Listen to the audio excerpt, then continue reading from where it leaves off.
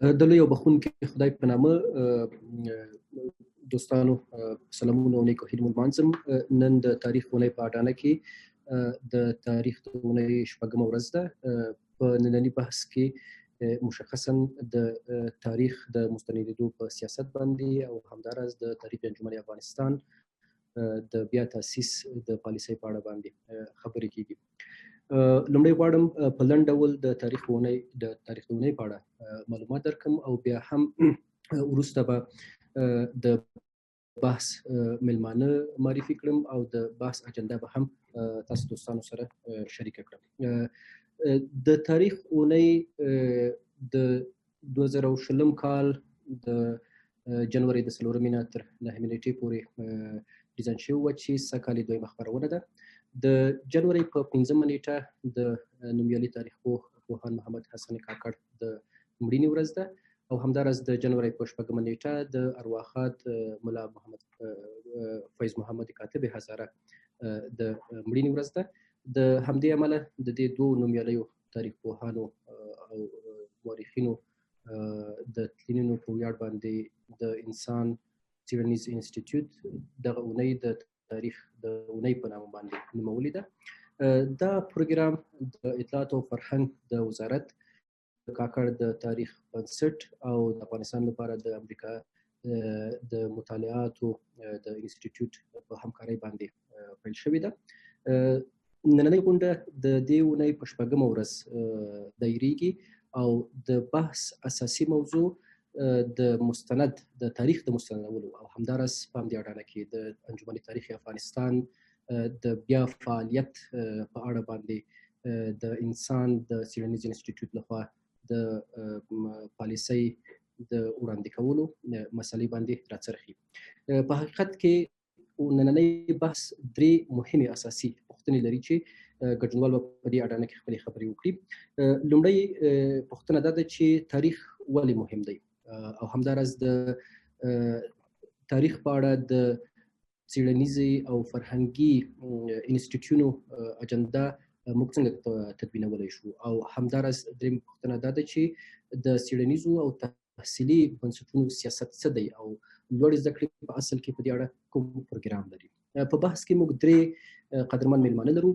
ښاغلی فهیم کریم چې د انسان د څیړنیز بنسټ عمومي رئیس دی.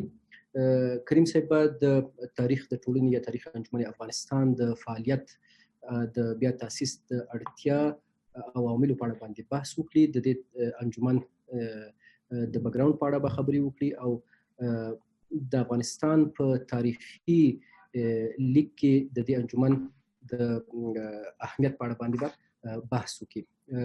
زموږ بل ملما استاد ضیاء الحق شمس دی چې شمس صاحب د انسان د څیړنیز انسټیټیوټ د څیړنو مرستیال دی. هغه په افغانستان کې د ټولنپوهنې په رڼا کې د تاریخ لیکنې د خلاو په اړه باندې بحث وکړي او ولې او دې پوښتنې ته به ځواب ورکړي چې ولې د تاریخ پاڼې کمې دي او څنګه کولی شو چې د تاریخ د مطالعاتو لپاره د میلمه لیکوال او څیړونکی استاد اکبر کارګر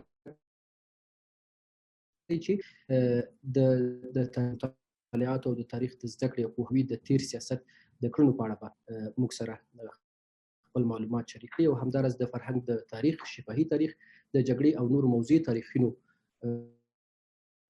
وړاندې باید یادونه وکړم چې ښاغلی ضیاء الحق شمس په څو شیبو کې موږ سره وصل شي. اوس د بحث لومړي ګډونوال ته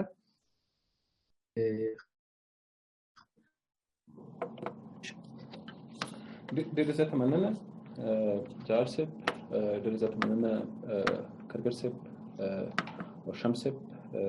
د ننني بحث نه لکه څنګه چې تاسو وویل نن د تاریخ د اونۍ 4مه ورځ ده او د 4مې ورځې لومړی بحث دی. موږ نن وروسته له دې بحث نه د کابل پر وخت 7 بجې یو بل بحث هم لرو چې هغه د اوس مې واورېده نو مخکې نن د تاریخ د مستندولو پر دې دغه باندې بحث لرو چې اړتیا څومره ده او دقیقاً د یو تاریخي پیښې چې هغه د افغانستان د تاریخ ټولنه وه د هغې په اړه باندې خبرې او په دې منځ کې زه غواړم اول پر هغه ضرورت خبرې وکړم چې ولې موږ د تاریخ د ټولنې د بیا ایجاد په اړه باندې بحث کوو. په 1921 نه تر 1950 افغانستان د دیارلس ټولنې د تاسیس د کار د فعالیت یو ارزونه وشوه د انسان له لوري، تر څو موږ پوه شو چې دغه ټولنې په تېرو نږدې 14 کلونو کې د کوم او څه ډول سیاست له مخې په تاریخ نګاري کړې ده. هغه تاریخ چې حداقل موږ ته اوس یو رسمي او مجموعي روایت په توګه راپاتې دی د دغه ټولنې د مشرانو او څېړونکو د کار نتیجه وه. د تاریخ د مطالعاتو اهمیت په همغه وخت کې یو مهم فاکتور و. دغه ټولنه چې تقریبا په 1930 کې د پوهنې وزارت په چوکاټ کې یې اساسنامه جوړه شوه رامنځته کېږي. زه غواړم دقیقاً خپلې خبرې په دې متمرکزې کړم چې په د حقوقي جوړښت له مخې دا ټولنه په 1930 کې رامنځته کېږي او هغه هم د پوهنې د وزارت په چوکاټ کې، مګر د دې تاریخ له هغه وړاندې پیلېږي، تقریبا 2 لسیزې وړاندې، چې لومړنی اساس یې هم د 1910 هجري شمسي کال څخه پیلېږي چې هغه د کابل ادبي انجمن په چوکاټ کې دی. او په دې انجمن کې چې هغه د کابل کالنۍ چاپوله، د هغې په امتداد باندې خپل نشرات کوي، مخکې ځي او بیا وروسته دا د غبرګولي پر 15مه په 1914 کې بدلیږي یو بل ساختار ته چې هغه د پښتو ټولنه ده. د پښتو ټولنه په برخه کې د تالیف او د ترجمې د مدیریت په چوکاټ کې چې دقیقه ونډه او کار د تاریخ او د تاریخي پیښو او د چارو د رامنځته کولو کارو پیشرفت کوي. او بیا بالاخره په 1921 کې د ځانګړي ادارې په توګه باندې فعالیت پیلېږي. د دې له مخې چې موږ غوښتل تر څو د تاریخ ټولنې د تېر په اړه باندې ځانګړي مطالعات ترسره کړو او دا پیدا کړو چې دا ټولنه څنګه جوړه شوه، څنګه کار وکړي، مشران یې څه وو، اغېزې څه وې، دقیق‌ترین عوامل څه وو چې تاریخ ټولنه یې رامنځته کړه او کوم هغه عوامل وو چې بیا تاریخ ټولنه په 1955 کې د علومو اکاډمۍ په اوسني ساختار کې د یو انسټیټوټ په ډول باندې مدغم شوه او دوی هغه د ایجاد او د منځته تګ عوامل څه وو او د دغه مطالعې په نتیجه کې آیا موږ کولی شو چې د بیا تاسیس طرحه یې وړاندې کړو که نه.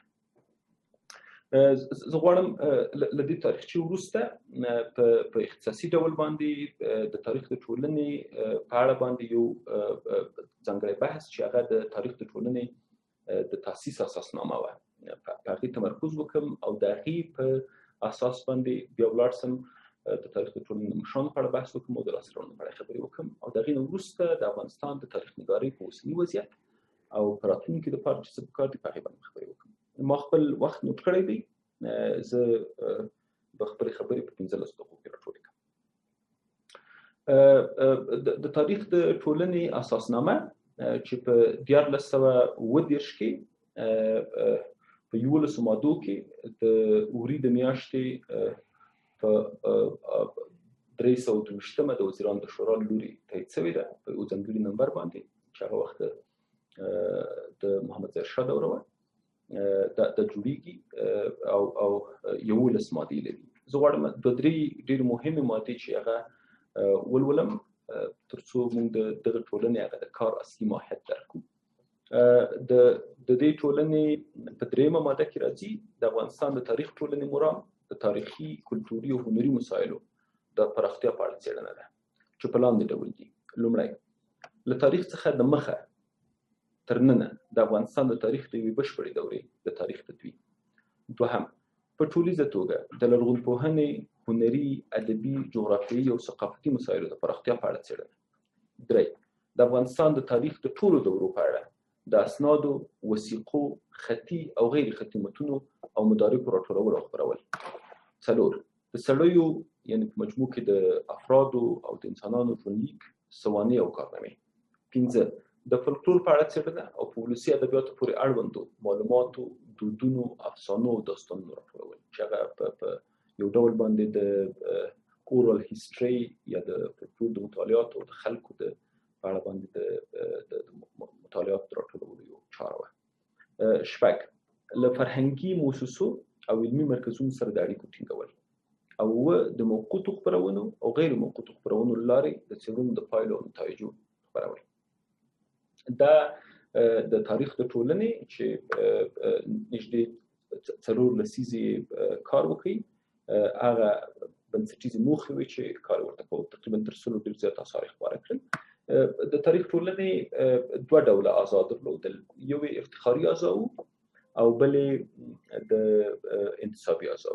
د انتصابي اعضا شمیر نو معلوم او افتخاري اعضا کولای شول چې غیر محدود اوسیږي.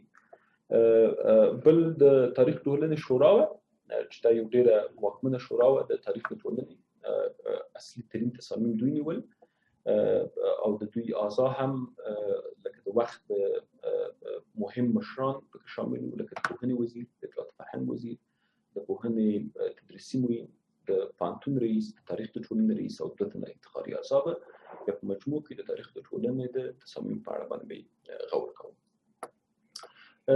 څه عوامل وو چې د تاریخ ټولنې رامنځته کړه؟ یو د تاریخ د ټولنې د هغه وختونو خصوصا 1920 نه وروسته چې په یو ځانګړي دغه باندې د کوزات صاحب مشرۍ باندې جوړېږي او هغه تقریبا تر 40 تر 1940 پورې د دې ټولنې مشري کوي. مهمترین علت په هغه وخت کې چې تاریخ ټولنه ایجادېږي د ملت سازۍ او د ملي هویت او د خپل د هیوادنیو منافعو په اړه باندې یا د افغانستان تاریخ د لیکنې اړتیا محسوسېږي. حکومتونه نه یوازې افغانستان بلکې د سیمې نور حکومتونه دغه اړتیا پېښېږي چې تر څو د ځانګړو ملتونو په څېر باندې تاریخونه ولري. تر هغې وړاندې یو ډول تصور دا و چې د تمدني روحیه موجوده وه له هیوادونو سره او دوی په لوی کنټکسټ کې د تاریخ د مطالعې فکر درلود. د تاریخ د ټولنې د ایجاد یو مسله دا وه چې تر څو افغانستان د مستقل د ځانګړي تاریخ د درلودو په صورت کې وکولی شي خپل تاریخ ولري. په هغې برخه کې یو تر ټولو مهم علت دا و. بل مهم علت دا و تر څو د افغانستان په اړه باندې هغه ورک او متعدد آثار او موارد چې موجود وو په نورو ژبو باندې هغه راټول کړي او خوندي کړي چې هغه تاسو د تاریخ د ټولنې په موخو او په اهدافو کې ولوستل. او تر ټولو ډېر مهم شی دا و چې یوې د تاریخ د ټولنې ایجاد دغسې یوه زمینه مساعده کړه چې په لومړي ځل باندې د تاریخ لیکنې، د لرغونپوهنې، د بشرپوهنې، د ادبیاتو، د فولکلور او د دغه برخو یو مجموعي اجنډا رامنځته شوه. په لومړي ځل باندې تاریخي مطالعات اهمیت پیدا کړي او تر هغه وروسته هم دغه چارې ادامه پیدا کړه چې بیا یو انقطاع رامنځته شوه چې هغه باندې بیا د همغه انقطاع د ټکولو لپاره د تاریخ د ټولنې د بیا تاسیس بحث مطرح کېږي. ډېر مهم شی چې کېدلی شي بحث پرې وشي هغه دا دی چې افغانان لکه د نورو ملتونو په څېر نشي کولی له نورو ملتونو علاوه یا جلا یا په خلا کې اوسېږي.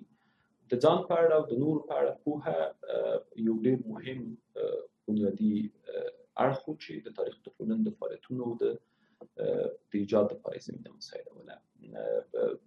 دوی مثلا اړتیا پېښېده تر څو موږ پوه شو چې موږ څوک یو له کوم خوا راغلي یو او څه ډول تاریخ لرو، لرغونپوهنیزی تاریخ مو څه دی، د جغرافیې په اړه څومره پوهېږو، زموږ ادبیات او فولکلور څه وایي، او په عین حال کې تر څو وکولی شو له نورو ملتونو سره ګډ ژوند وکړو، کومو مطالعاتو او څه ډول څېړنو ته ضرورت دی. بل تر ټولو ډېر مهم شی چې هغه د خلکو د رفاه او د سعادت مسله ده. په دې برخه کې ډیر مهم اړخ هم د تاریخ د ټولنې هم په مجموع کې تاریخ مطالعاتو د نقطې نظر دغه دی چې موږ وکولی شو چیرې موږ د خلکو د رفاه لپاره اړینه ده ترڅو د تاریخ بیان اسانه تاریخ ته د خلکو لاسرسی اسانه کړو او هغه مرسته وکړي ترڅو د سعادت او د نیکمرغۍ او د هوساینې لپاره په دغه برخه کې کار وشي. د تاریخ د ټولنې آثار او کارونو په اړه باندې بحث خپل حد کې کارګر صاحب او شمس صاحب بحث وکړي.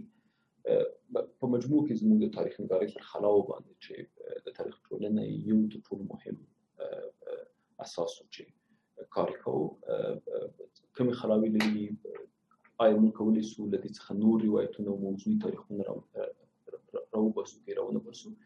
په دې باندې بیا زموږ نور ویناوال خبرې کوي، مګر هر هغه څه چې په دغه تاریخ کې پیدا کولی شو موږ په یو اجمالي ډول باندې کولی شو د تاریخ ټولنې او په مجموع کې د افغانستان د تېر تاریخ نګارۍ ویشنه په تقریبا څلورو برخو باندې یو هغه کرونولوژیکه یا د پیښو یا واقع نګاري ده چې د دې وړاندې شوې ده، بل هغه د مغربي سیاسي مامورینو یادښتونه دي چې د افغانستان په حواله لیکل شوي دي، نمونې یې ډېرې زیاتې دي. درېیمه نوع بیا د مستشرقینو یا د ختیځ پېژندونکو آثار دي چې تر یو بریده پورې تاریخي ماهیت هم لري، او څلورم هم د خپلو د افغانو مورخینو کار دی چې یو ډول هنري اړخ هم لري، هم د سبک له مخې هم د کار له مخې. اوس چې د تاریخ د یوې نوې او پراخې اجنډا خبرې کېږي، اړتیا ده چې موږ د تاریخ لیکنې یو علمي میتود او د دې غاړه کېږدو ترڅو د ملت لپاره پر د سیاسي او مذهبي مبلغینو د افکارو او د دوی د یادښتونو پر اساس باندې تصمیم ونیسو، حداقل هغه روایت مطرح نه کړو. تر ټولو بنیادي ترین کار دا دی چې چیرې موږ بیا د اتفاق پالیسۍ کې چې انسان باید موږ د ورځو کې خپره هم کړي، په هغې کې هم تمرکز پر دې دی چې موږ څنګه کولی شو د روشمندې تاریخ نګارۍ لپاره ګام پورته کړو چې هغه وکولی شي زموږ هم تېر هم اوس او هم د راتلونکي لپاره اساسات ټینګ کړي.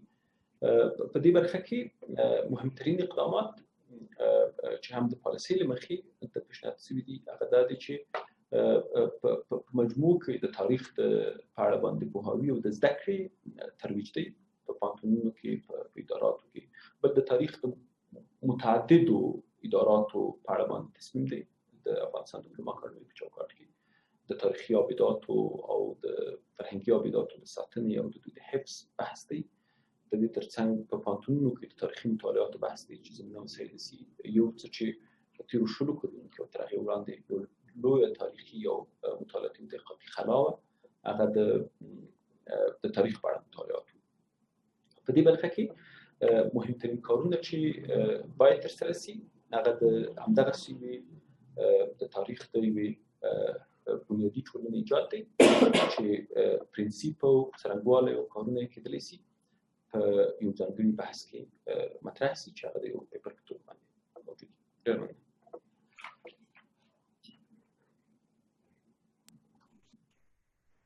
کریم صاحب ډېره مننه. زه فکر کوم چې استاد شمس لا هم پرې توانېدلی چې آنلاین شي. په هر ترتیب زه فکر کوم چې کارګر صاحب خپلې خبرې وکړي، بعد د هغې نه بیا په ټوله کې د موضوع یو شمېر پوښتنې مطرح شي او موضوع به سره راټوله کړو. هیله ده چې استاد شمس هم تر هغې پورې موږ سره یو ځای شي. کارګر صاحب تاسو مهرباني وکړئ. اول خو د هر څه نه زیات ما ته لپاره دا د خوښۍ ځای دی چې تاسو سره په دغه مجمع کې برخه اخلم او خبرې کوم. دا ما ته تقریبا هغه د خپل وطن د لرېوالي هغه تنده او هغه ستونزه چې ما سره ده هغه یو څه کموي. دویمه خبرداره چې تاسو چې کوم کار ته ملا تړلې ده دا واقعا ستر او بنیادی کار دی او تاسو د داسې روشنفکرانو په حیث باندې چې تمیزی رنگ و بوی بر شما حرام است. دا هم ما دپاره افتخار دی چې تاسو سره په دې برخه کې برخه اخلم، او ځکه چې د هر ډول تعصب نه او د هر ډول مرض نه عاري یاستئ، یعنی دغه د کرونایي مرضونو نه عاري یاستئ چې دا په جامعه کې موجود دي. تاسو که د یوې خوا نه د استاد کاکړ کلیزه نمانځئ، د بل د پخوا کې د فیض احمد هزاره یاد هم کوئ. دا دواړه سترې څیرې دي. راځم خپلو خبرو ته، د خپلې برخې خبرو ته. د دې اهمیت په دې کې دی چې زموږ جامعه اوس د یو داسې ویده ښامار سره مخامخ ده چې هغه کلونه د دې جامعې په تحت شعور کې، په قومي تحت شعور کې ویده و، او اوس راپاڅېدلی دی، او اوس دا ملت او د وطن او د هر څه د دې وطن هستي نغاړي. هغه جنګ دی. جنګ که ووایو چې په موږ باندې تحمیل شوی دی، هم تحمیل دی او هم زموږ د جامعې د بطن نه راپورته شوی دی. زموږ په جامعې په بطن کې دغه عقبماندګي، دا وروسته پاتې او دا امراض موجود وو چې موږ یې د یو لوی ستونزې سره مخامخ کړي. هغه لویه ستونزه څه ده؟ هغه انفصال دی. موږ کله چې موږ یو حرکت، زموږ جامعه کې یو حرکت شروع شوی دی، هغه د مقاطعې سره مخامخ شوی دی، او دا مقاطعه یو لوی درداوره پیښه وه. که موږ مثلا که تیر تاریخ ته ونځو، لاړ نشو، په معاصر تاریخ کې اماني دوره پیل شوه. اماني دوره څنګه په نطفه کې خفه شوه، او حتی امانیان، امان پلوي، روشن فکران زندانونو ته لاړ، او حتی په دیوالونو ته ودرول شول او ووژل شول. د هغې نه وروسته یو بله توره دوره راغله، او د هغې نه وروسته دغه دوره چې په ډېر په تدریج سره، ډېر په ورو حرکت یې کوو. موږ د خپلو ګاونډیو هیوادونو سره د پرمختګ په لار کې په اصطلاح شاته پاتې شولو. هغوی ډېر په سرعت باندې پرمخ لاړ، موږ شاته پاتې شو. منظور دا دی چې زموږ هغه ملي آګاهي یا ملي خبرتیا چې کومه باید ترسره شوې وي، هغه د انقطاع سره مخامخ شوه. یو وخت داسې هم راغی چې د هر څه نوم واوښته، د هر څه نوم، حتی د راډیو نوم شریعت شو، د بودا د بامیانو د بوتان ونړېدل، او داسې نور زیات ستونزې چې دا زموږ نسل حتی د دې شاهد دی چې موږ په خپلو سترګو ولیدل. د دې په خوا کې تاسو ګورئ چې په تعلیمي نصاب کې حتی د جغرافي مضمون ته ځای نشته چې په تعلیمي نصاب کې د امارت په دوره کې هغه مکاتب کې تدریس شي. ولې؟ دا خاص هدفونه دي. دا داسې هدفونه دي چې د یو ملت د وژل کېدلو لپاره څه دي؟ لکه څنګه چې فرهنګ د مسزر په قول باندې د یو ملت د موجودیت او د شتون ټاپه ده، همدغسې تاریخ هم د دې ملت د موجودیت د ماضي هنداره ده. دا هغه هنداره ده چې راتلونکي پکې ګوري. په دې اساس باندې موږ یا د یو سترې ستونزې سره مخامخ یو، او د دې سترې ستونزې د مخامخ کېدو د رفع لپاره یعنې دا اړینه ده چې زموږ نوی نسل باید د پروني تاریخ سره نااشنا او نابلده پاتې نشي. دا اقدام چې بیا د تاریخ ټولنه را احیا کېږي، دا یو ستر ګام دی. په افغانستان کې چې کله زیان تاریخونه لیکل شوي دي، که سلطاني تاریخ دی، که حتی سراج تواریخ دی، یا نور تاریخونه دي، یا مانو تواریخ دی، یا داسې یو څه تر یو حده پورې، البته سراج تواریخ نه، تر یو حده پورې دا د تذکرو د دربارونو د تذکرو حیثیت لري، لکه تاج التواریخ د امیر عبدالرحمن خان. خو د دې په خوا کې دغه تاریخونو کې داسې مواد هم وو چې هغه د جامع سره او د ټولنې سره او د ټولنې د ماضي سره دغه لرلو، او د هغې په رڼا کې موږ کولی شو د راتلونکي لاره روښانه او پرې پوه شو. په دې جمله کې زه دا افتخار لرم چې دغه د استاد کاکړ شاګرد وم په پوهنتون کې، او هغه د امیر عبدالرحمن خان دوره حتی موږ ته مستقیما درس راکول، او وختاً په وختاً ما دغه درسونه او لیکچرونه تعقیب کړي دي. یوازینی میتودیک تاریخ دغه و چې هغه د هر ډول دیکتې او فشار نه پرته لیکلی دی، او هغه یې په علمي میتود باندې لیکلی دی. خو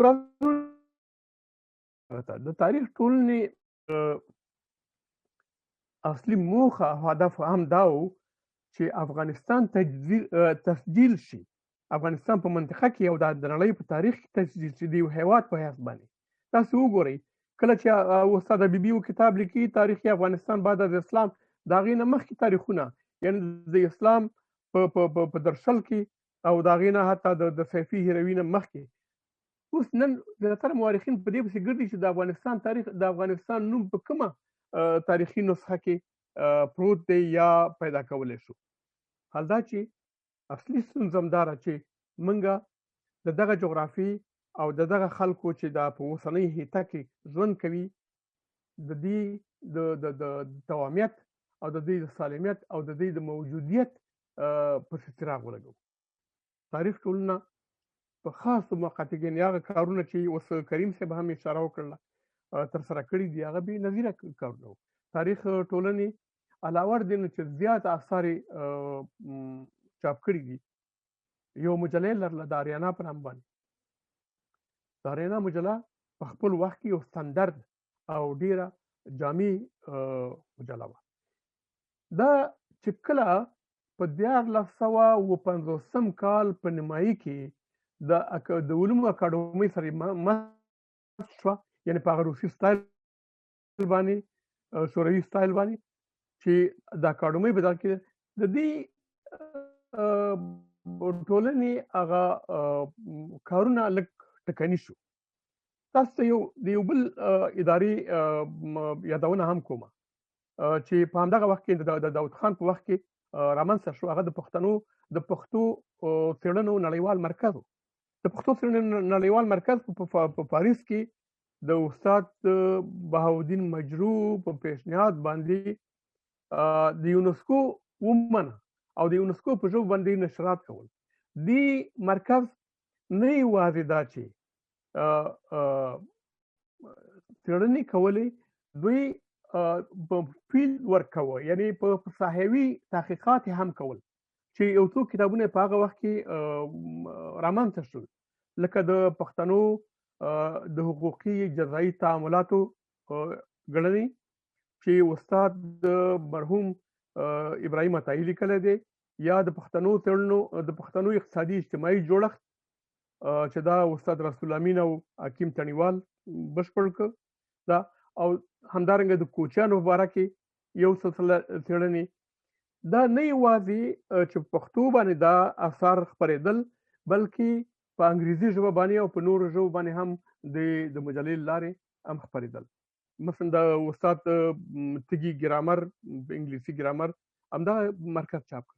دا مرکز هم د اکاډمۍ سره یو ځای شو. وروسته د دې مرکز فعالیتونه هم له بده مرغه ټکني شول، یعنی داسې کومه هغه برجستګي چې په هغه وخت کې لرله په پیل کې لرله، البته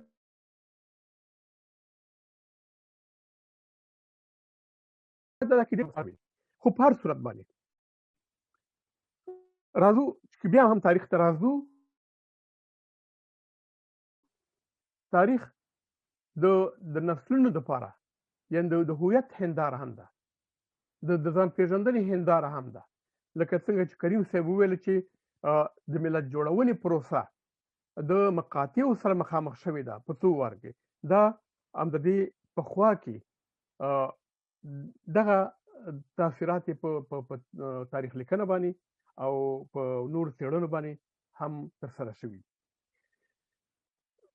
وروسته یو کال کې چې زه کابل ته ولاړم او هلته په یو اداره کې کار کولو، په یو مرکز کې، هلته د دې په ځای باندې چې هغه افرادو ته چې نوم یې نه اخلم سیاسي درس ورکړل شي او د افغانستان د تاریخ په ارتباط باندې ورته پوهاوی ورکړل شي. هلته داسې یعنې د یو خاص نامه لاندې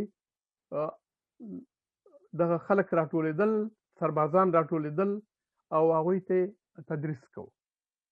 مثلا د استنجا په باره کې چې دا عادي خبره ده، دا هر مسلمان چې په دغه افغانستان کې ژوند کوي په استنجا باندې پوهېږي، په اودس باندې پوهېږي. خو د دوی د دې په ځای باندې چې د افغانستان د جنګونو، د افغانستان باندې د خارجي یرغلونو تاریخ خلکو ته تشریح کړي او سرباز انکریج کړي، وهڅوي، دوی دا کول. یعنی په مطلقه ډول د تاریخ ته یوه شا ګرځېدلې وه. په اوسني دغه کې زما په نظر باندې چې هغه اساسي زما د هغه اصلي سوال ته راځو، موږ تقریبا د 4 لسیزې شاته دا زموږ په جنګونو کې تېرې شوې او دا جنګونه ډېر مهلک جنګونه وو. دا نه باید زموږ د راتلونکو نسلونو له حافظې نه بهر پاتې شي. د دې د نه بهر پاتې کېدلو لپاره ډېر وسایل موږ لرو. باید دغسې اداره لکه د تاریخ ټولنه او نه یوازې د تاریخ ټولنه بلکې د علومو اکاډمي او پوهنتونونه باید په دې باندې کار وکړي چې دغه شواهد او دغه اسناد او دغه سره کړي، یا یې د اسنادو په حیث باندې حفظ کړي او یا یې د لیکنو او د تحقیقاتو په لحاظ باندې.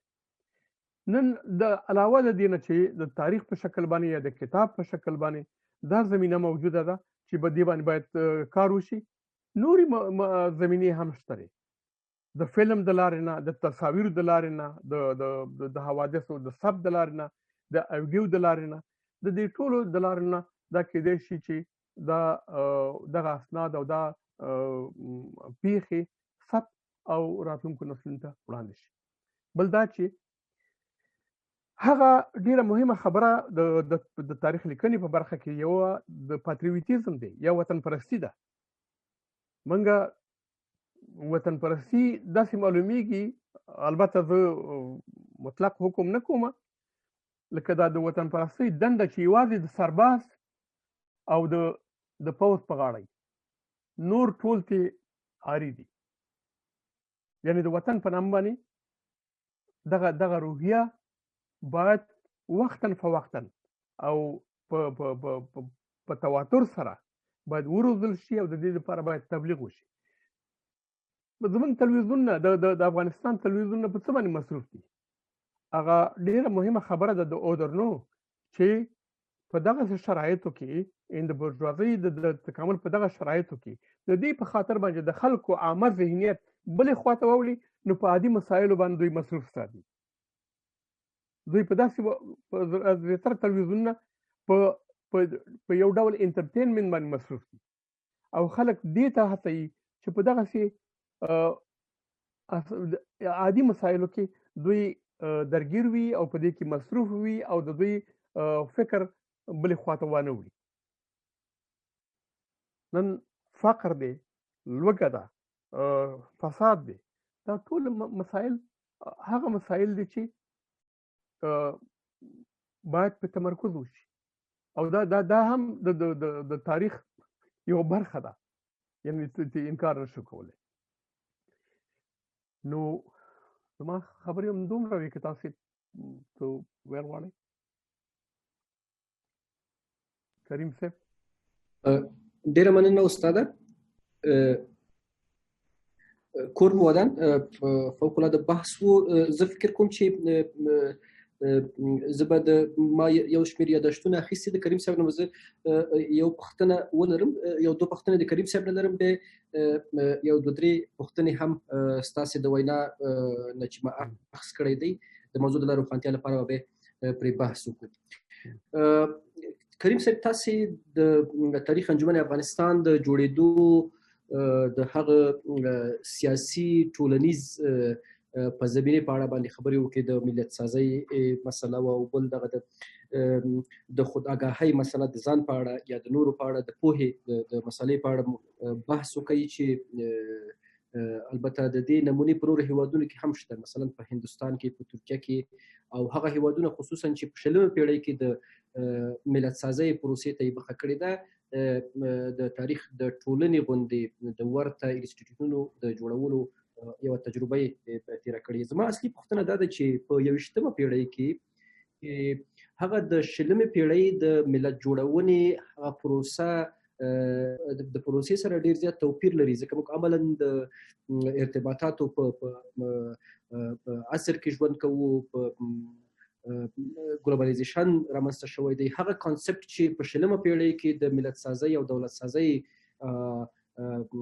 د جوړېدو په برخه کې مطرح و، په 21مه پیړۍ کې نه دی مطرح. آیا د تاریخ انجمن افغانستان یا د تاریخ د ټولنې بیا جوړول به د افغانستان د ملت سازۍ د اوسنۍ پروسې سره مرسته وکړي، او که مرسته کوي په د کومو شاخصونو پر اساس باید موږ سره مرسته وکړي؟ ډېر زیات مننه. ډېره ښه پوښتنه وه.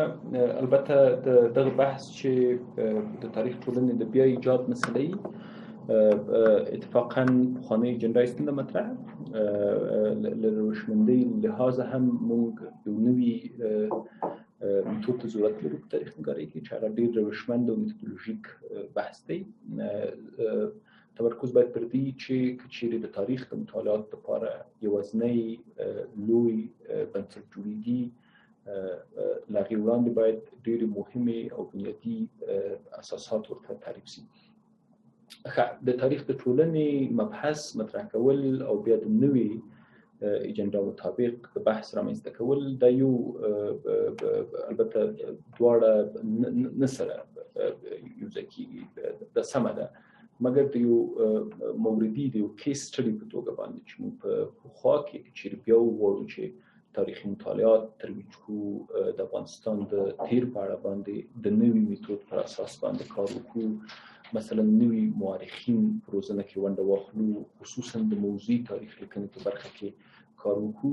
په برخه کې بحث دی، مثلا د آثارو په برخه کې بحث دی، د کتیبو او د البته د خطي او د نورو نسخو د ساتنې په برخه کې بحث دی. مثلا د افغانستان په اړه باندې د بهرنیو مطالعاتو د راټولونې بحث دی. موږ په ډېر کم ډول باندې هغه مطالعات ته لاسرسی لرو چې بهرنیان ترسره کوي. خپل د افغان مورخینو ونډه څومره ده په دې برخه کې، دغه ډېر مهم دي. اجنډا خو به پرته له شکه نه وي، سیاست به نه وي، غوښتنې به نه وي، حتی مباحث به نه وي، مګر د یو کیس په توګه باندې چې موږ پخوا یو څه ډول د تاریخي مطالعات ترسره کړي وو او راتلونکي کې څه ډول کولی شو، دغسې یو موردي مطالعه مرسته کولی شي چې موږ پوه شو چې نوې اجنډا څنګه جوړه کړو او زموږ په تېر تاریخ نګارۍ کې خلاوې څه وې.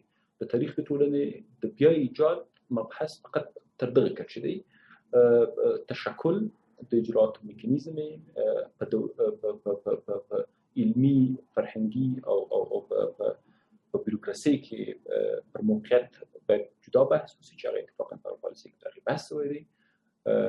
حتی تر مالي او تر غیر مالي چارو باندې هم بحث دی، د اعضاو په اړه بحث دی، د نورو اداراتو سره ارتباطاتو بحث دی، د سیمو له نورو تاریخي مطالعاتو له بنسټونو سره په ارتباطاتو کې لا بحث پکار دی. اوس یې فقط په اړتیا بحث کېږي چې موږ د 21مې پیړۍ د ضرورتونو مطابق د تاریخي مطالعاتو یو اختصاصي بنسټ ته ضرورت لرو چې هغه نه یوازې تاریخي مطالعات په خپل دغه کې تقویه کړي، بلکې په نورو تحصیلي او تعلیمي بنسټونو کې ورته زمینه مساعده کړي، لکه د معارف، لکه د تحصیلات عالي، لکه نورو برخو کې.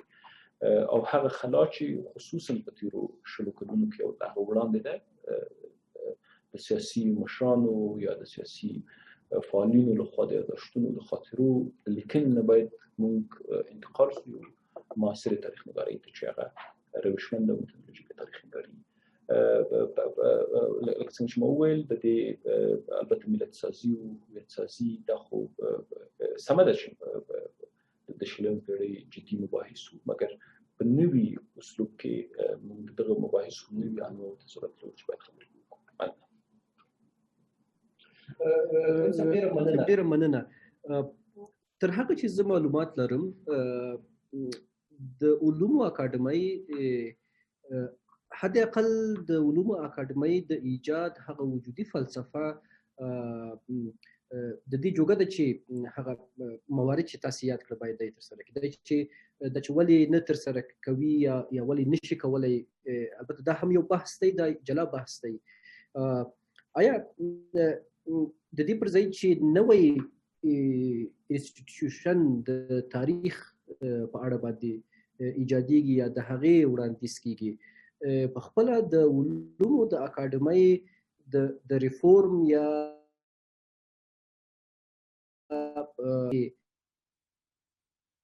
د دوی د فعالیت د تشویق مسله هم دلته مطرح ده. آیا د دې پر ځای چې نوې اداره رامنځته شي امکان نه لري چې خپله علومي اکاډمي ریفورم شي او هغه شاخصونه چې تاسو ورته اشاره وکړه ورته وټاکل شي او پرې کار وشي؟ ډېر مننه. د علومو اکاډمۍ ریفورم چې نه یوازې د تاریخ ټولنه یې برخه وګرځېده او پکې متخصص شوه، دې ته ورته ډېرې نورې ادارې د وخت معرفتي فرهنګي ادارې هم د هغه وخت له علومو اکاډمۍ سره یو ځای شوې چې اوس یو ډېر لوی تشکل دی، البته حد اقل یوازینی تشکل دی چې په دولتي کچه باندې د علومو او د معرفت د پراختیا لپاره کار کوي، څېړنې کوي، مطالعات کوي. البته د کیفیت له اړخه جلا مسله ده مګر مجموع کې حد اقل کار کوي او تقریبا تر 200 زیات څېړونکي علمي غړي لري. د هغه ریفورم جلا بحث دی مګر په خپله په مجموع کې موږ چې کله د 21مې پیړۍ د ضرورتونو د متدولوژۍ خبرې کوو، موږ بیا مراجعه کوو د دغسې یو بنسټ ریفورم ته چې هغه ډېر کلاسیک دی، هم د ساختار له مخې، هم د قوانینو له مخې او هم د میکانیزم او د اجرااتو له مخې. زه فکر کوم چې که چیرې موږ د علومو اکاډمۍ په چوکاټ کې د تاریخ او د ایتنوګرافۍ چې کوم انسټیټیوټ دی یا دې ته ورته چې نور برخې لري هغه ریفورم کوو، هغه یو شاخص دی. مګر کله چې ته د نوي بنسټ د ایجاد بحث مطرح کوې، ته پرته له شکه د علومو اکاډمۍ مثلا د تاریخ ټولنې د تیر په اړه بحث په دغه نقطه کې هم دلته اهمیت پیدا کوي چې که چیرې هغه ټولنه بیرته ایجادېږي نو حتما د علومو اکاډمۍ پر ساختار تاثیر لري. حد اقل که چیرې موږ پخوا د علومو اکاډمۍ د تاریخ ټولنې په پخواني سټرکچر باندې بحث کوو نو حتما د هغې اوسني پاتې باندې هم خبرې لرو چې هغه اوس چیرې ده پاتې شونې. دې ته ورته په کابل پوهنتون کې باید نه یوازې دا چې د افغانستان په کابل پوهنتون کې بلکې په ټولو پوهنتونونو کې، مهمو پوهنتونونو کې باید د تاریخ څانګې مهمې څانګې مګر د ټولو نښلول او د ټولو سره انتظام کول یو متفاوت سټرکچر ضرورت لري چې هغه اتفاقا د علومو اکاډمۍ په ساختار کې د بحث وړ نه دی.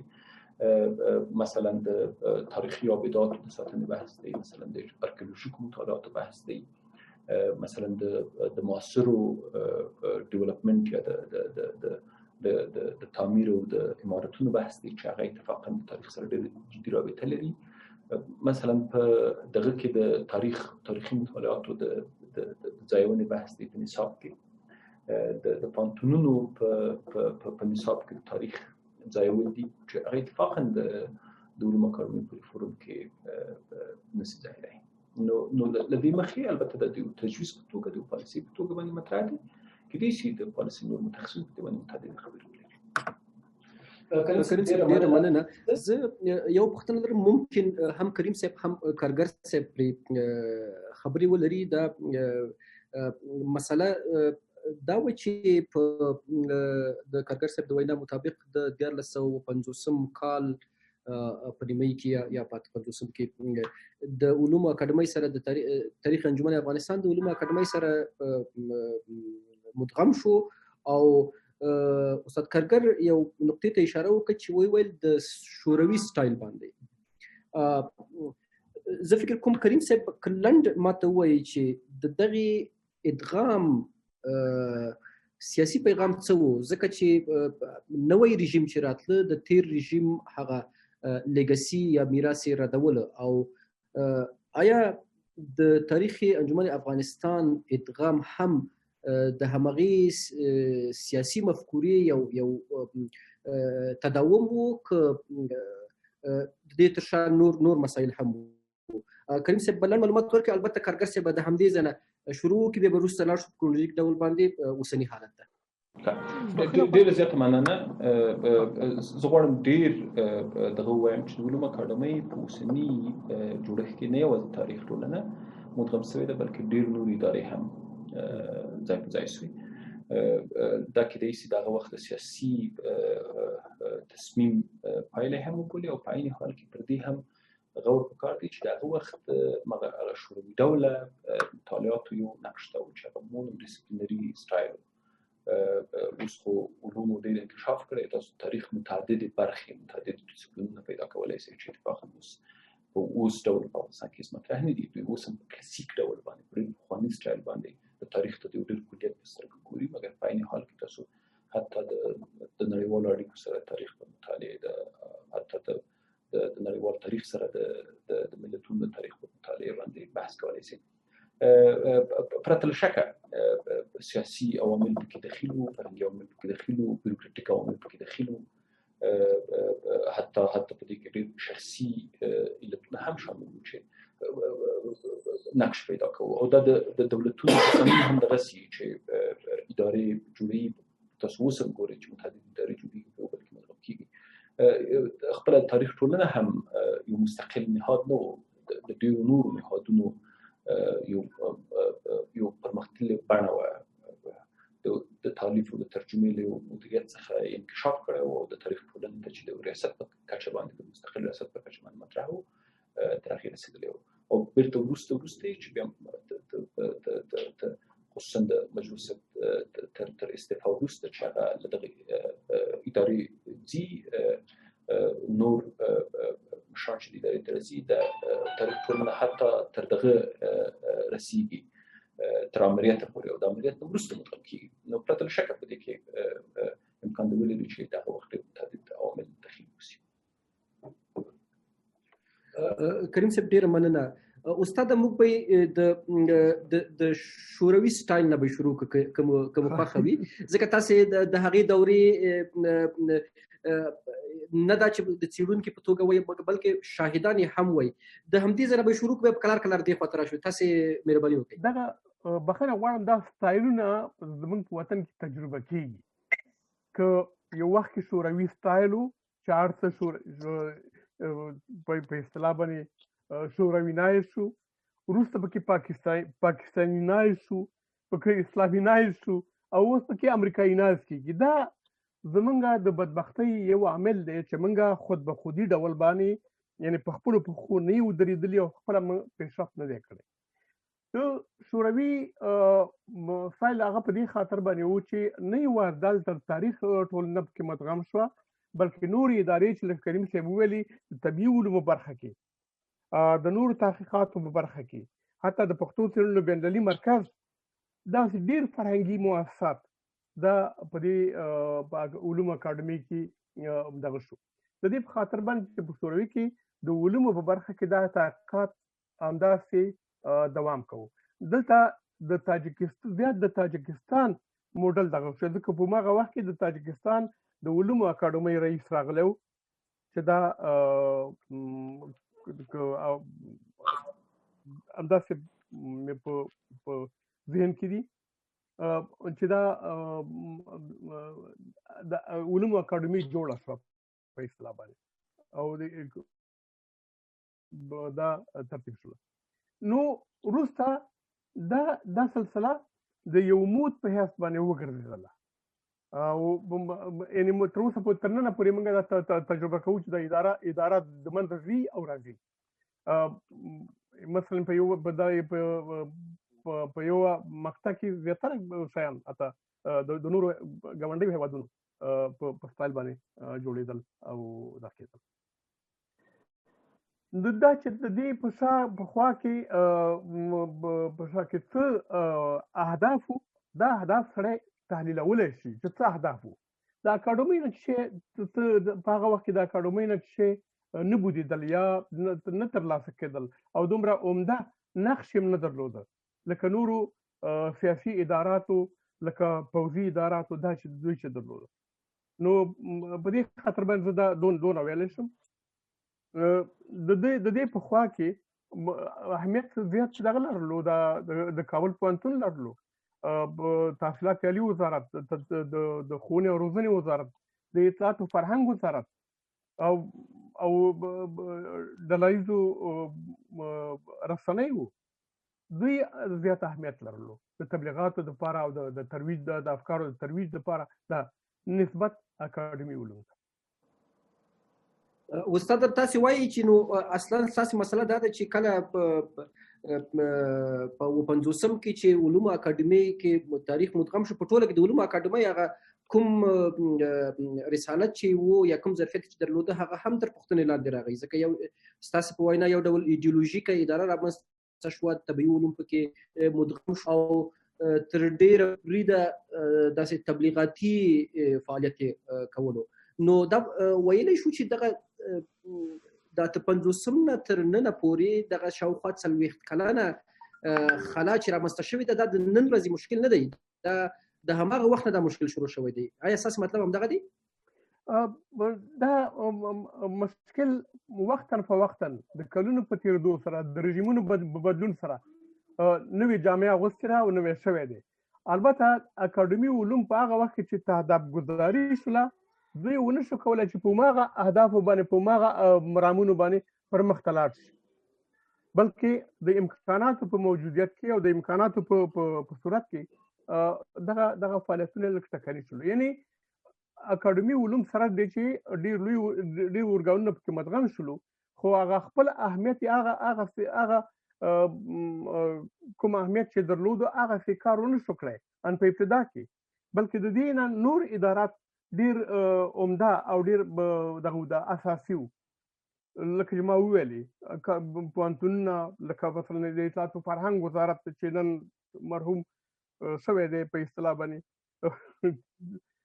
او داسې نور. ډېره مننه استاد. شمس صاحب راغلی دی، راغلا ډېر خوشحاله یم چې شمس صاحب لرم. البته زه د تاسې یو د وطن پرستۍ مورد یاد کړ، همداراز د پښتو څېړنو نړیوالو مرکز او یو شمېر نور مسایل چې ما ځان سره یادداشت کړي دي. زه د دې په اړه باندې خپل پوښتنې به هم ولرم، نو که مو اجازه وي شمس صاحب ته به وخت ورکړو، شمس صاحب به خپلې خبرې وکړي، بیا به د شمس صاحب د خبرو مسله به راټوله کړو، بعد د هغې نه بیا پرې بحث وکړو که مو خوښه وي استاده. کولی شي چې زه د خپلې پوښتنې که تاسې مطرح کوم، دا اوس پیدا کوم ځکه شمس صاحب باید جزا هم وویني، که نه ناوخته راغلی دی. ډېر ښه بیخي سمه ده. استاده تاسې یو مسله چې یاده کړه، دغه د پاتریوتیزم مسله چې موږ یوازې سرتېرو ته سپارلې یا نظامیانو ته سپارلې ده، ملکی وګړي او خصوصا اکاډمي، یعنی په ټوله کې اکاډمي په دې کې رول نه لري. که چیرې دغه مسله لږه واضح کړئ چې اکاډمي په پټریوټیزم کې څه کار کولی شي؟ آیا تاریخ ستاسې په وینا زما برداشت دا دی چې د اوبجیکټیو په ځای سبجیکټیو مطالعه شي، یا داسې یو شي چې موږ تیر تاریخ داسې بیان کړو چې هغه وطن پرستۍ ته لار پرانیزي، که نه؟ ځکه د تاریخ د اوبجیکټیویټي مسله هم ډېره زیاته مطرح ده. ما د پاتریوتیزم یا د وطن پرستۍ مسله د اکاډمۍ په ارتباط باندې نه ده یاده کړې. په مجموع کې ما یاده کړه ده چې دا د ډلهییزو رسنیو په ارتباط باندې او د نورو اداراتو په ارتباط باندې موجوده ده. او حتی د تعلیمي وزارتونو په ارتباط باندې یعنی د ښوونې او روزنې وزارت او د تحصیلات عالی وزارت او د پوهنتونونو په سطح کې دا اکاډمي سره دا رابطه نه لري. اکاډمي خپل کار کوي. د وطن پرستۍ مسله هغه جوش او هغه احساس پارول دي او هغه آگاهي ورکول دي افرادو ته او خپل نسل ته چې هغوی خپل وطن وپېژني. د وطن پرستۍ مسله یو دا نه چې موږ د هندوکش سلسله او غرونه وستایو یا د بکوا دشته وستایو. خلک دي د وطن پرستۍ یو عمده جز که د وطن جغرافیا ده، د وطن تاریخ دی، د وطن خلک دي. او دا دغه احساس زما منظور په تبلیغاتو کې و چې په تبلیغاتو کې بالکل ټکنی دی. هېڅ شی دی تاسو په دې تلویزیونونو کې څه وینئ؟ زه خو څه شی نه وینم. زه خو دلته په لندن کې یم، هر څه وینم په د وطن پرستۍ په نام باندې غیر د سربازانو نه بل شی نه وینم. ډېره مننه استاد. یو بله مسله که د تاریخ اړوند راشو، که متوجه یاست استاد زموږ تاریخ ډېر سیاسي دی. یعنی تاریخ سیاسي تاریخ لیکل شوی، د حکامو تاریخ لیکل شوی. تر ډېره بریده هغه څه چې په ټولنه کې تیر شوي دي د دې په اړه موږ ډېر زیات اثر نه لرو. ممکن یو شمېر سفرنامې یا نور هغه شخصي یاداشتونه کولی شو چې موږ برداشت وکړو چې مثلا په 18 پیړۍ کې د کابل حال څنګه و، یا په 19 پیړۍ کې بالاحصار کې د بالاحصار په اطرافو کې شور بازار کې دې ځایونو کې کارونه څنګه وو. تاسو تر ډېره بریده د ادبیاتو په برخه کې فوق العاده کارونه کړي، ټول د هغې شاهدان دي. آیا د فرهنګ سره، د هویت سره او د ادبیاتو سره دغه د تاریخ اړیکه تاسو څنګه ارزوئ؟ څنګه کولی شو چې موږ مثلا د ادبیاتو تاریخ د فرهنګ تاریخ ما غوښتل په دغه خبره باندې تمرکز وکړم او راشم. ډېر جالبه دغه ده. زموږ تاریخ واقعا ما وویل په خپلو خبرو په جریان کې چې زیاتره تاریخونه چې په تیرو پیړیو کې لیکل شوي، په تیرو وختونو کې لیکل شوي دي، لکه سلطاني تاریخ، لکه د هغې نه وروسته، دا زیاتره د دربارونو تذکیرې دي. ولې هغه تاریخ چې دا شمس صاحب ما هم ممکن په دې باندې خبرې وکړي چې هلته عوامل تشریح شوي وي، هلته سوسیولوژیک تحلیلونه موجود وي، هلته د جامع په ارتباط باندې د انتجامي هنداره موجوده وي. دغسې تاریخونه ډېر کم دي. هغه دغه لیکل شوي دي، هغه کسانو لیکل شي چې هغه واقعا د متخصص و. کاکړ صاحب تاریخ ما یادونه وکړه، یا لکه د ډاکټر صاحب د 19 پیړۍ تاریخ چې هغه د دکتورات تیسس دی، ما کریم صاحب ته لیکلی و، دا د ډاکټر صاحب اشرف غني یادوم. دغسې تاریخونه دغه دي. بل د ادبیاتو سره د دې تړاو بالکل ډېر مهم دی. په ادبیاتو کې، په ادبي او فرهنګي مطالعاتو کې داسې زیات څه لیکل شوي دي. موږ د مثال په ډول باندې وایم، موږ د روحاني جنبش نه، یعنی هغه ډول چې لازم دی هغسې تصور نه لرو. موږ د خوشحال دغه نه فقط وایو چې دا د توري خاوند دی او د قلم خاوند دی. دغه دوه ټکو نه ماته راوښیه چې څه شی لیکل دي.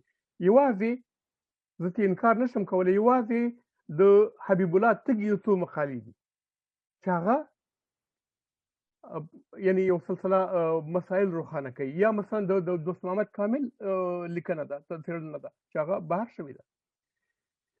داسې چې خوشحال موږ ته راوپېژني د هغه د اثارو په لبطن نه، یا د هغه د اثارو د هرمونیتیک تحلیل نه، داسې څېړنې موږ نه لرو.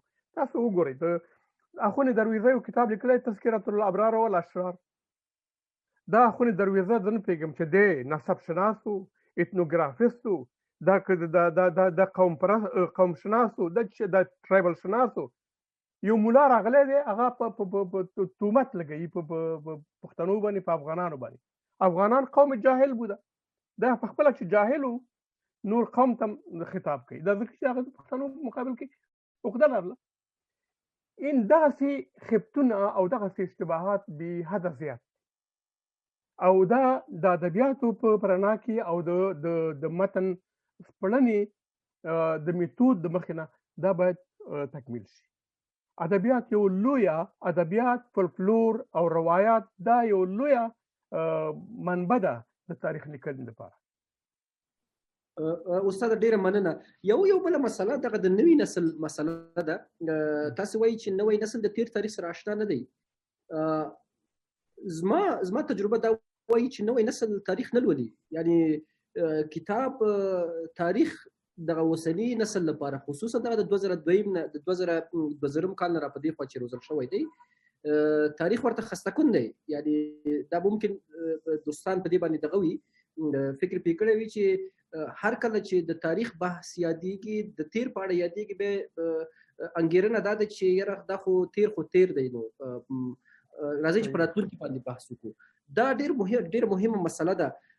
ستاسې په اند موږ څنګه کولی شو چې نوی نسل وصل کړو؟ دغه د وصل مسله یوازې د کتابونو نه تاسې البته مخکې مو د فلم نه د رومان او دغسې ورته مسایلو په اړه هم یادونه وکړه. اما نوی نسل ته د تاریخ د زده کړې یا د تاریخ د لوستلو د تشویق یا د تاریخ په برخه کې د آګاهۍ د تشویق په اړه باندې هم که څه وینا لرئ دا به زما وروستۍ پوښتنه وي. بیا وروسته شمس صاحب سره خبرې وکړو. بیا که وروسته تاسو ولې په آخر کې وخت درکوم.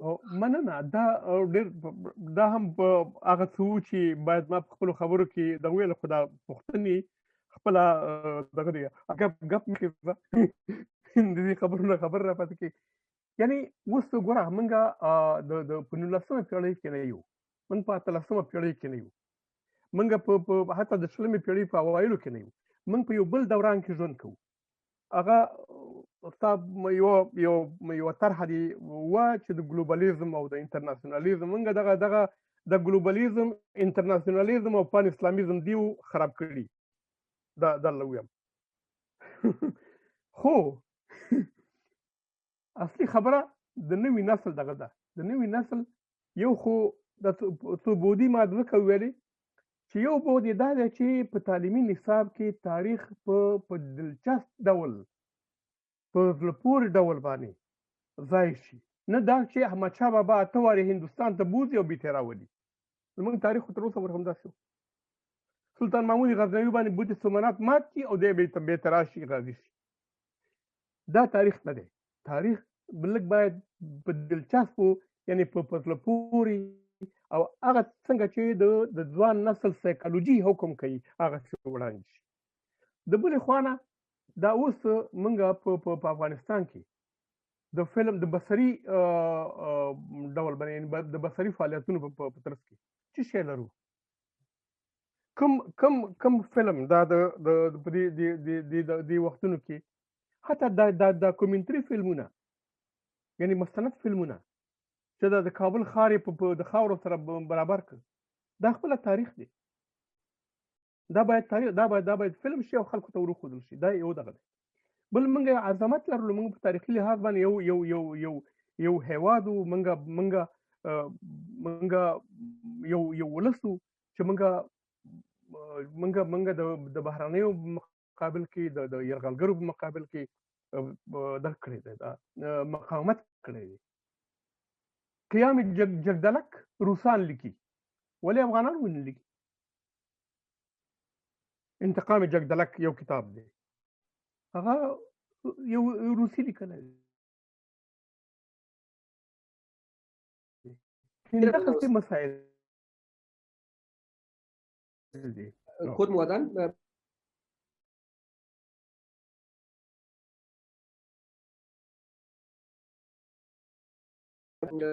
کریم صاحب د تاریخ انجمن افغانستان د شالید او د بیا ایجاد په اړتیاو باندې بحث وکړي.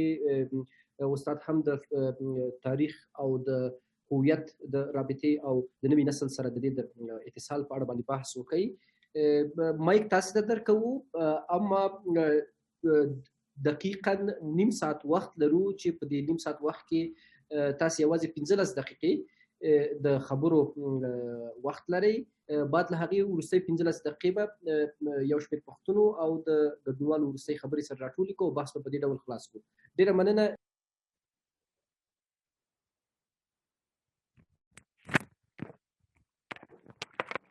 سلامونه. اواز مې اوري حتما؟ اوکې. درناوی مینه هیله چې ملګري ټول ښه وي. کارګر صاحب ته هم خپل احترامات وړاندې کوم او هر ډول جزا سره کوي منم. زه په کابل ښار په بې نظم ټرافیک کې پاتې وم. په هر حال د خپرونې د یوې برخې خبرې امرزین نور برخو پاتې شوم. په هر صورت کومې پوښتنې چې ما ته راجع وي د هغو پوښتنو په محور زه څو خبرې لرم چې دا شریکوم او که اړوند نور نظرونه نقدونه او پوښتنې وي هڅه کوم چې په هغو هم خپلې خبرې وکړم. اول پوښتنه دا وه چې زموږ د تاریخ لیکنې ستونزې یا خلاوې کومې دي او دا څه خلاوې لري. دغه پوښتنه اصلا زه فکر کوم تاریخ لیکوال ته ډېر راجع کیږي یا تاریخ څېړونکي ته، یعنی اول درجه کې دا پوښتنه باید هغوی ځواب کړي. اما زه په دې خاطر د دې پوښتنو د دغې پوښتنې د ځواب لپاره یو څه مواد لرم یا فکر کوم چې هڅه کوم ورته ځواب ورکولی شم د خپل نظره چې ما د فرهنګ او د ټولنې د واقعیتونو د پیښو او مسایلو په هکله باندې د مطالعې کوښښ کړی دی په همدغه تاریخ کې چې موږ لرو. اوله مسله دا ده چې زموږ د تاریخ لیکنې عمده ستونزه د نن ورځې د زاویې چې ګورو د روش مسله ده. په هر حال تاریخ یو تیر شوی واقعیت دی. دا چې موږ یې منو که یې نه منو بېله خبره ده، تیر شوی واقعیت دی چې نقل شوی دی، متن شوی دی. د نقد د روش په هکله باندې د نقد ځای کاملا په خپل ځای پاتې کېږي او د دې ځواب د اوس لپاره نشته. فقط که څوک وغواړي دې نقد ته داسې ځواب ووایي چې ولې د افغانستان تاریخ لیکونکو اکثرا وایم نه ټول اکثرا د هغو ځانګړو روشونو سره نه دي راغلي چې هغه روشونه له ځانه سره د ټولنې د فرهنګ مهم څرکونه چې د یو ملت د تاریخي مرحلو د تفکر بهیرونه ښکارولی شي چې زما عمده د تمرکز بحث همدغه ځای کې دی. ولې موږ د دغو دپاره ځانګړی روش نه دی درلودلی یا لږ تر لږه زموږ تاریخ لیکونکو خپل روش په پیل کې نه دی معرفي کړی. دغه مشهور شوي تاریخ لیکونکي چې اثار د افغانستان د تیرو 40 کلونو 50 کلونو را دېخوا خپریږي او نشر شوي دي، دوی کې موږ یو ډول سره علمي او غیر علمي ویشه، مثلا یو ډول سره د شته انتقاداتو د مخې چې مثلا په کوزاد او په صدیق فرهنګ باندې دي، د دغو د منځ نه موږ د دوی د روشونو استخراج کولی شو. یعنې د دې لپاره شته ځواب اوس دا دی چې موږ د دوی د روشونو استخراج وکړو.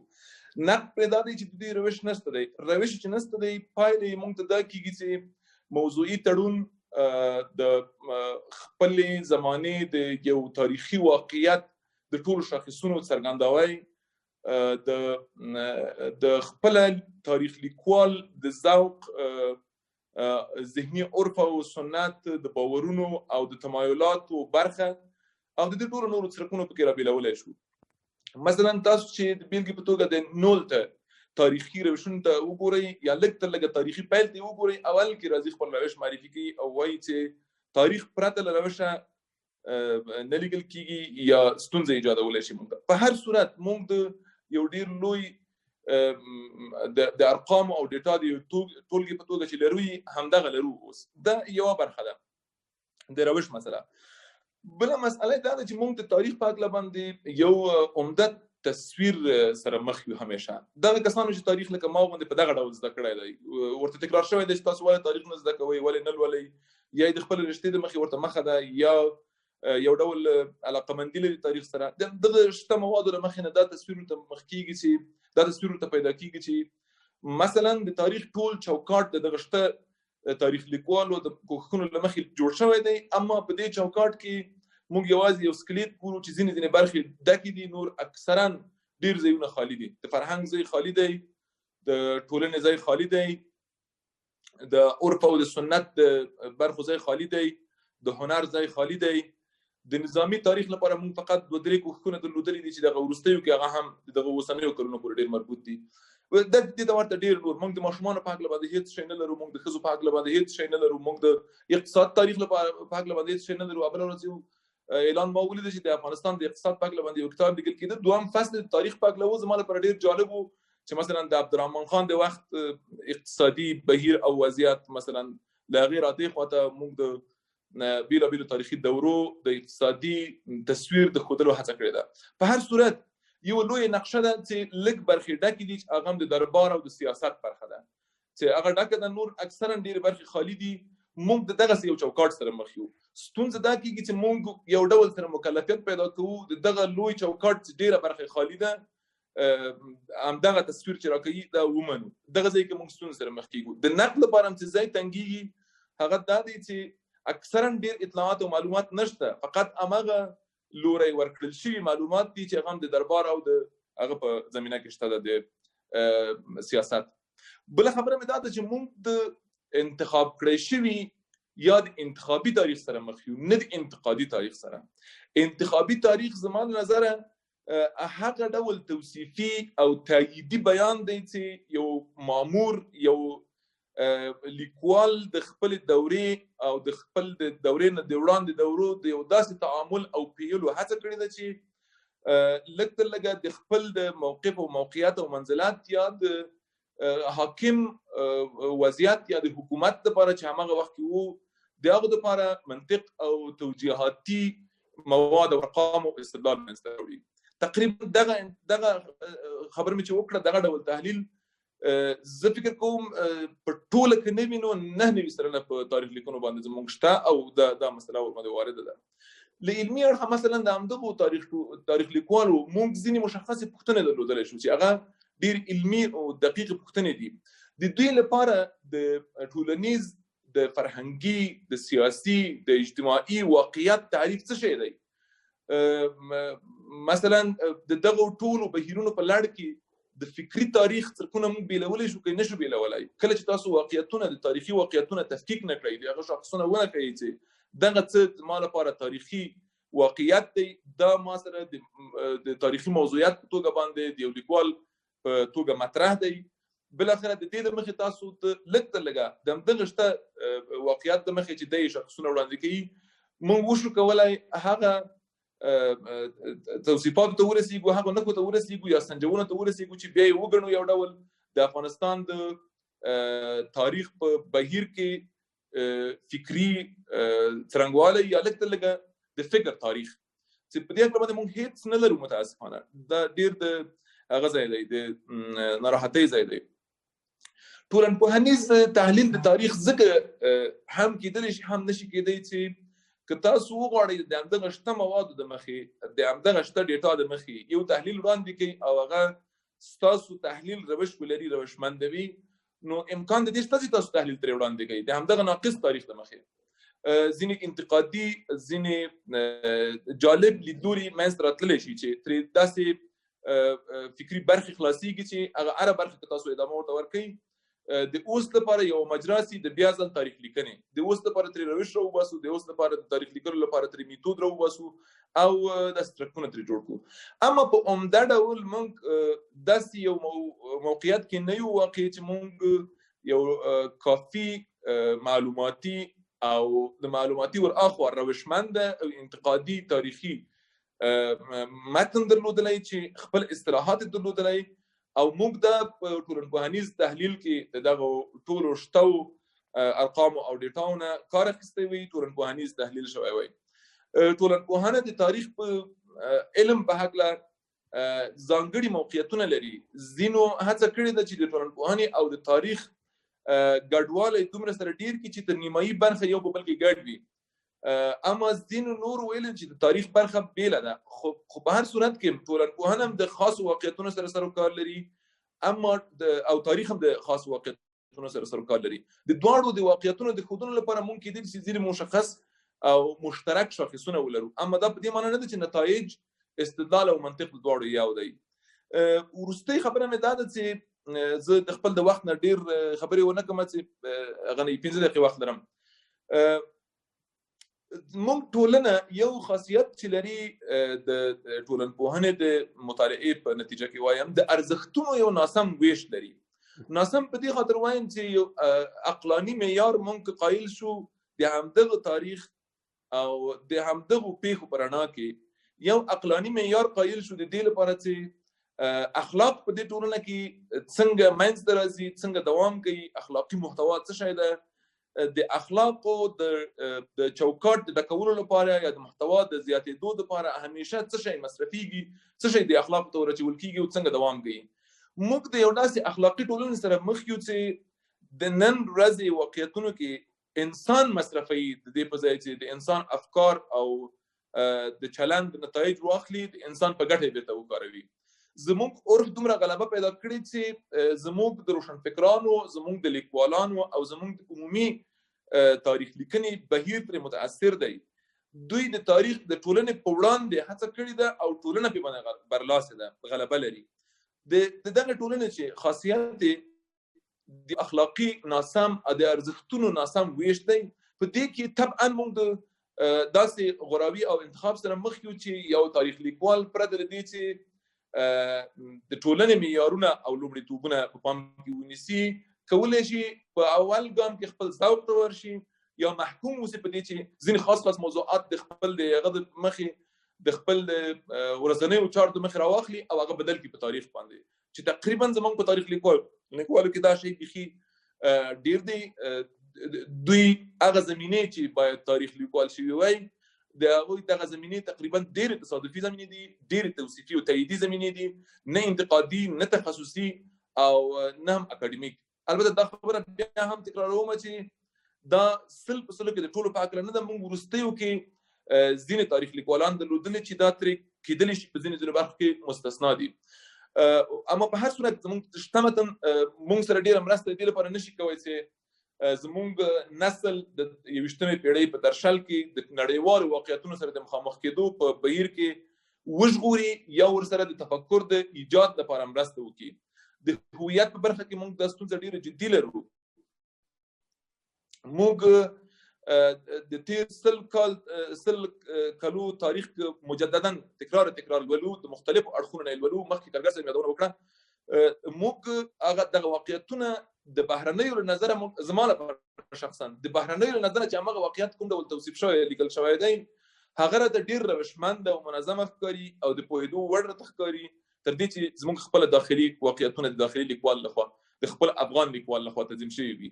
معنا یې دا کېږي چې موږ د یو واقعیت د څو اړخیز توصیف سره مخ یو چې دا څو اړخیز توصیف د په نتیجه کې د عقلانیت د لوړېدو یا د انتقادي دریځ د تقویه کېدو لامل نه ګرځي. متاسفانه یو ډول سره تحکم لري له ځانه سره، یو ډول سره تاریخ سره یو ډول خپلوي کېږي، متن سره یو ډول خپلوي کېږي او دا په اکاډمیکو محیطونو کې او په دې تمه چې دا بیا د نسل روزنه وکړي، راتلونکي لپاره موږ ته توان راکړي، لوری او لاره راکړي. دا یو ډول سره زه فکر کوم د عاطفې له لارې نه راتګ دی، نه د سنجش او عقلانیت له لارې نه. زه هڅه کوم چې خپل خبرې محدود کم، فکر کوم وخت مې 15 دقیقې پوره دی. دوه نور ټکي لرم که پوښتنه پرې راغله هغه مطرح کوم. شمس ډېره مننه، فوق العاده ښه بحث و. زه غواړم زه هم دوه نقطو ته اشاره وکړم، البته د اعتراض په ډول زه نه پوهېږم. یو مسله دغه د ستاسې د وینا مطابق د تاریخ د هغه د روشمندۍ نشوالی البته په دې ممکن سره همغږي وو، اما د ډېر زیات سبجکټیویټي پکې ډېره زیاته مطرح وه ستاسو د خبرو نه چې ما کوم برداشت وکړي. یعنې هغه تاریخ چې اوبجکټیو وي او د یو مستدل میتود په اساس باندې لیکل شوی وي، د دې نه تاسو زیات سر وټکولو. یو مهم موضوع چې دلته ماته را په یاد شوه، تاریخ په عین حال کې د ډیټا شتول ته هم ضرورت لري چې تاسو د ډیټا تحلیل په حقیقت کې دغه دی یا د تاریخ دغه د چې څومره بې پرې دی څومره بې پرې نه دی، دا یو ډېر لوی بحث دی. البته دې ته نه داخلېږو، اما موږ د ډیټا مشکل هم لرو تر ډېره بریده پورې چې که چېرته تاریخ لیکنه ترسره کېږي، د یو پیښې په اړه باندې لیکنه ترسره کېږي، د ډیټا نه موجودیت هم یو مسله ده.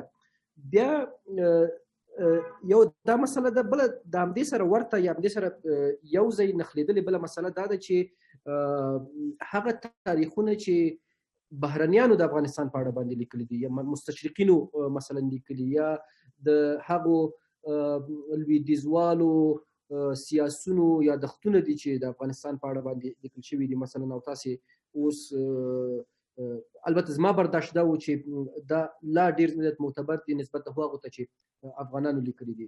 دغلته یو ډول تناقض نه دی موجود، ځکه هغه هم د دوی یادښتونه دي، برداشتونه دي، یا هغه لاسوندونه یا ډیټا ده چې دوی ترلاسه کړې ده او بیا په غرب کې ناستي بیا تاریخ لیکل شوی دی، یا مثلا په خپل ځای کې ناستي دوی خپل یادښتونه لیکلي دي او بیا هغه بالاخره د همدې یادښتونو په اساس باندې نړیواله ټولنه یا نړیوال چې افغانستان سره اړیکه نه لري افغانستان تحلیلي یا د افغانستان په اړه باندې تبصره کوي.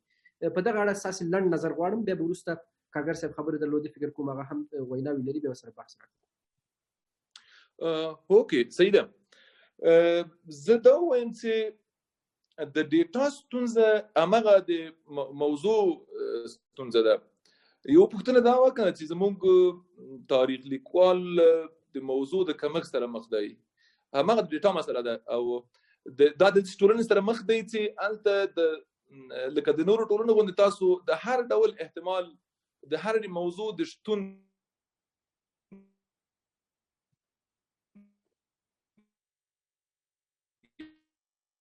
یعنی د اکثرو موضوعاتو د شتون لپاره مطرح دي، اما ولې د نشو کولای چې دغه موضوعات ولیکي؟ په دې خاطر چې د انتخاب سره مخ دی. ما مخکې وویل د انتخاب سره مخ دی، د موضوعات انتخاب کوي، په ټولنه کې انتخاب کوي، هماغه مسیر او هماغه لاره تعقیبوي.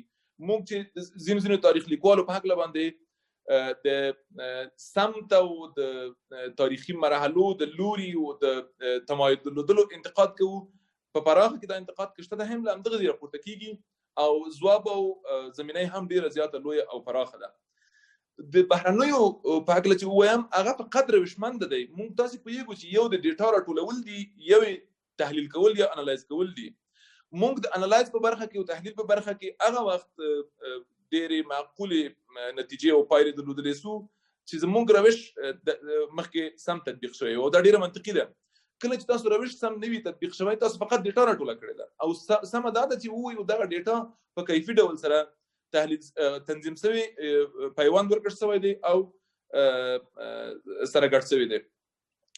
دا په دې معنی نه ده چې زموږ تاریخ لیکوالان اصلا د بهرنیو په وړاندې موږ له پامه وغورځوو، بلکې دا هماغه د نیوکې بیا تکرار دی چې دوی غیر روشمند دي، بهرني روشمند دي. لږ تر لږه د افغانستان په هکله باندې که زرګونه نه وي، نږدې زرو پورې کتابونه یا سلګونه کتابونه یوازې د روسیې په علومو اکاډمۍ کې د افغانستان په هکله لیکل شوي دي. تاسو د هغې روش په پیل کې معلومولی شئ چې همدغه د افغانستان د جګړې واقعیت هغوی څومره روشمنده دغه واقعیت سره مخ شوي دي او د هغوی د متن د مطالعې له مخې تاسو کولی شئ څومره اسانه د افغانستان د جګړې د واقعیت سره تماس ونیسئ او احساس کوئ چې څه شی جریان لري. اما دې کې بیا معنا دا نه ده چې دوی لوری نه لري، مثلا دوی په دې کې قضاوت نه دی کړی، دوی مثلا خپل لوری نه دی اخیستی. او وروستی انفعالي او د ذهن مسئله ده.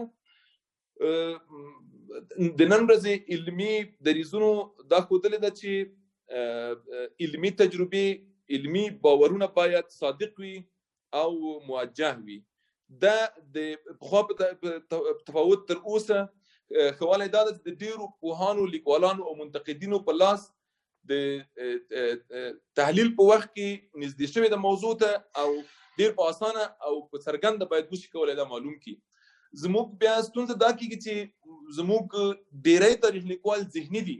ما مخکې یادونه وکړه کله چې تاسو غورابي سره مخ یئ، انتخاب سره مخ یئ، بیا ذهني ده مسئله.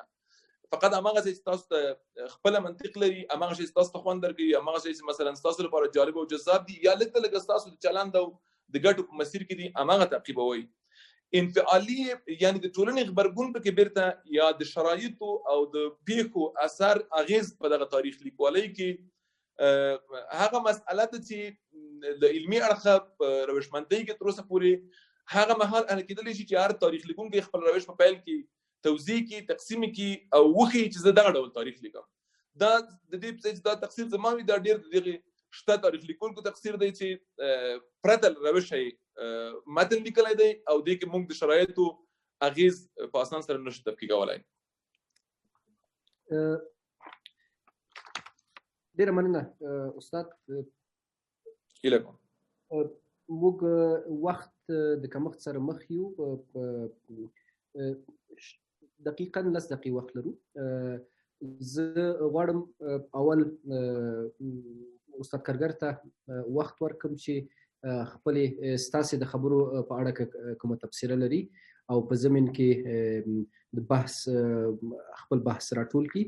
بیا وروسته 2 دقیقې یا 3 دقیقې شمس صاحب ته او کریم صاحب ته وخت ورکوو، د هغې په پایله کې به خپل بحث راټول کړو.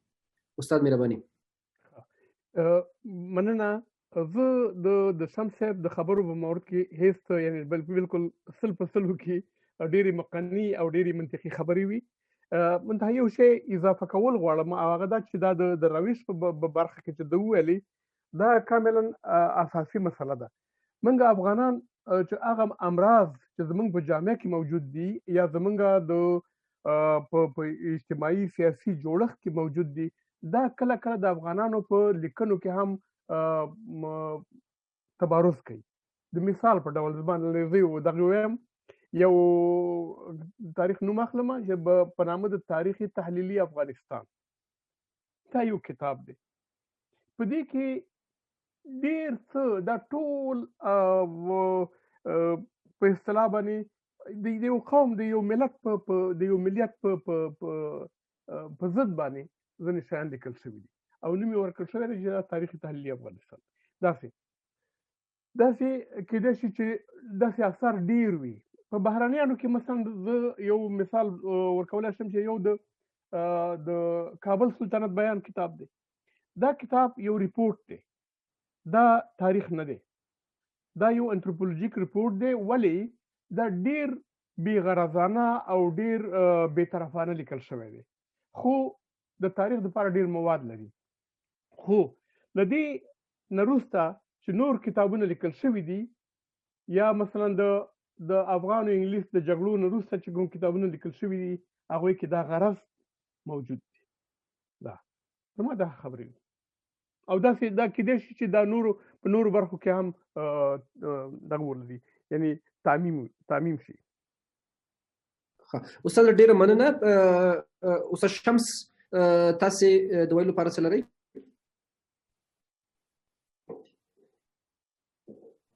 هو زه فقط څومره وخت لرم؟ 3 دقیقې. اوکې مننه.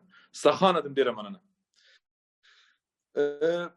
ځینې پوښتنې چې موږ کله د خصوصا کله چې تاسو د اروپا او د نړۍ په فکري تاریخ باندې یو مرور وکئ، ځینو ډېر مشخص څیزونو ته رسېږئ. د خپل تاریخ لیکوال ذهني نړۍ څومره ده، څرنګه ده، کوم کوایف او کوم کمیتونو سره برابره ده او په مخ روانه ده.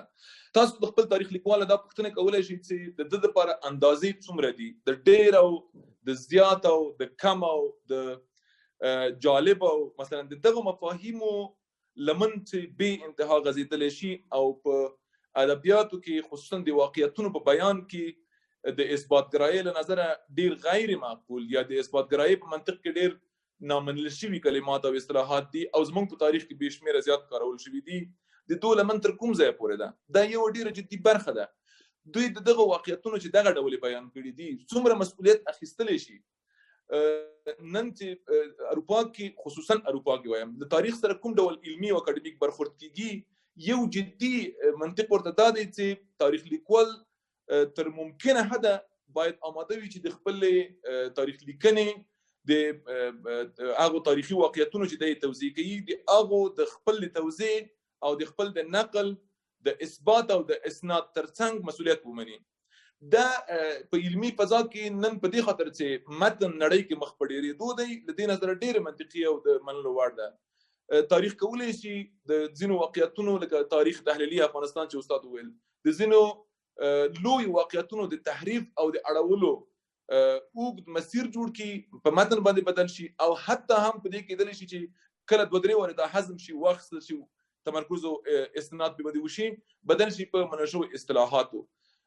دا هغه ستونزې دي چې بیا د دې په ځای چې دا تاریخ موږ ته مسؤلانه د تاریخي واقعیتونو ارقام راکړي، موږ ته د راتلونکو د ډېرو مهمې دنیا او د پرمختللې چټکې دنیا د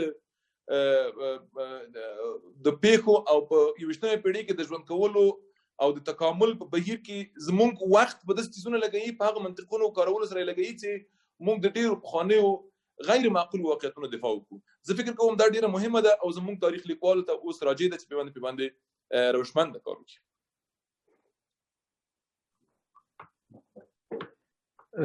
استاد ډېره مننه. کریم صاحب تاسو هم نهایتا 3 دقیقې وخت لرئ چې بحث راټول کړو. ډېره مننه. زه 3 دقیقو ضرورت نه لرم. شمس استاد کارګر کافي خبرې وکړي.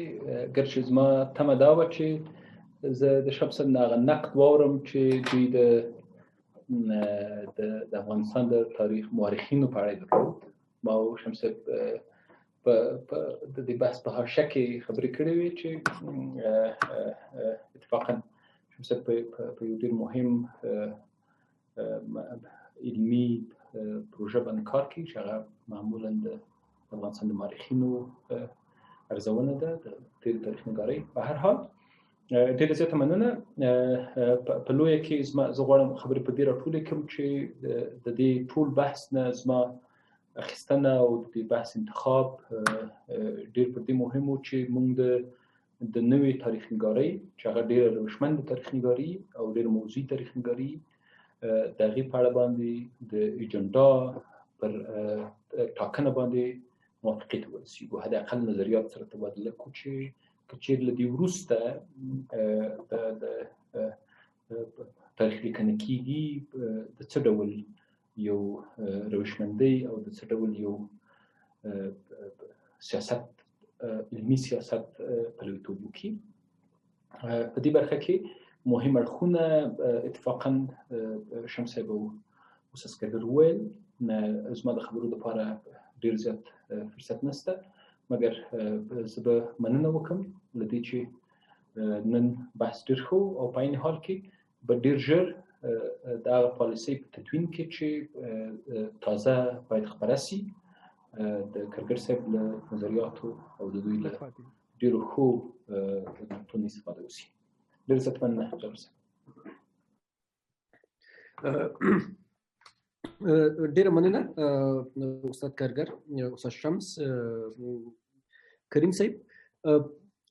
زموږ بحث په همدې ځای پای ته رسېږي. نن د تاریخ اونۍ په 6مه ورځ باندې د افغانستان د تاریخ د مستندېدلو پر اړتیا، همداراز د افغانستان د تاریخ د روشمندۍ پر مسأله او د دې په اډانه کې د انجمن تاریخ افغانستان د بیا احیا د اړتیا او د نوې د دندو د نوې د لایحې په اړه باندې فوق العاده خوندور بحث وشو. زه له دوستانو ډېره مننه کوم چې په دې بحث کې موږ سره ګډون وکړ.